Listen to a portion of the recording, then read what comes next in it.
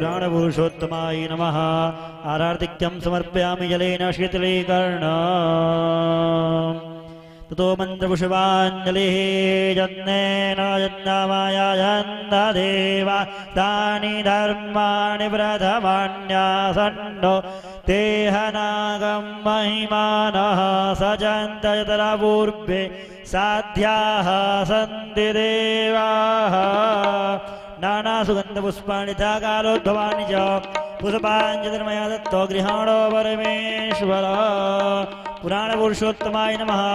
मंत्रपुष्पाञ्जलिं समर्पयामि। बोली भागवत भगवान की जय। आइए उसके बाद हमारे यजमान जी कलाकार बंधु का तिलक करेंगे। ओम कस्तूरिर्गम ललाटपटले वक्षस्थले कौस्तुभं नासाग्रे वरमौक्तिकं करतले वेणुकरे कंगन सर्वांगे